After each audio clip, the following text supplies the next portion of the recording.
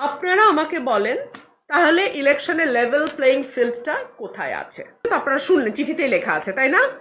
এর আগেও আমাকে 5,000 টাকা জরিমানা করেছে। আচ্ছা, 40,000 টাকা ওই দিন জরিমানা করলো, তাহলে তো আমার অপরাধের শাস্তি হলো 40,000 টাকা জরিমানা। তারপরে দ্বিতীয় অ্যাকশন হলো উপজেলা নির্বাহী অফিসার বা ইউনো তিনি চিঠি পাঠালেন অনুসন্ধান ও বিচারিক কমিটি, নির্বাচন অনুসন্ধান ও বিচারিক কমিটি। তার মানে এক অপরাধের জন্য আমার 2 নম্বর শাস্তি। এখানেই থামলো না, 3 নম্বর শাস্তি হিসেবে রিটার্নিং কর্মকর্তা বা ডিসি উনি আবার আমাকে একটা নোটিশ পাঠালেন। আমি এখনো সেই নোটিশ পাই নাই, সামাজিক যোগাযোগ মাধ্যমে দেখেছি। ঠিক আছে, তাইলে কি হলো, একটা অপরাধের জন্য আমাকে 3 জায়গায় শাস্তি দেয়া হলো। 40,000 টাকা জরিমানা, অনুসন্ধান কমিটির কাছে রিপোর্ট, এবং ইউনো ডিসি আমাকে শোকজ নোটিশ করা। এক অপরাধে 3 সাজা।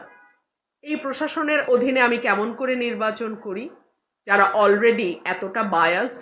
আজকে সকালে আমি রিটার্নিং কর্মকর্তার কাছে গিয়েছিলাম এবং সেখানে গিয়ে আমি বলেছি বিএনপি জোটের যিনি প্রার্থী জুনায়েদ আল হাবিব, তিনি কিভাবে জনসভা করছেন এটা কি আপনারা জানেন না?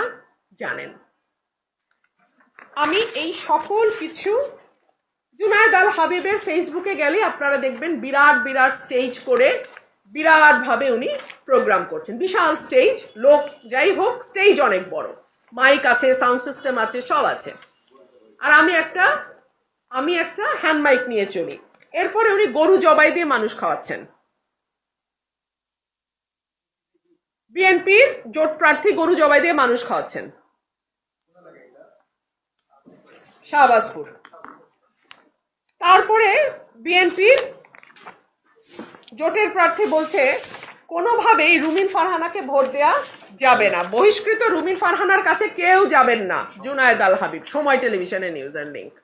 এগুলো যখন আমি ডিসি সাহেবকে দেখালাম এবং দেখি ওনাকে বিনীতভাবে প্রশ্ন করলাম, আমি তো এখন পর্যন্ত 45,000 টাকা জরিমানা দিয়েছি, বিএনপি জোটের প্রার্থী কত টাকা জরিমানা দিয়েছে?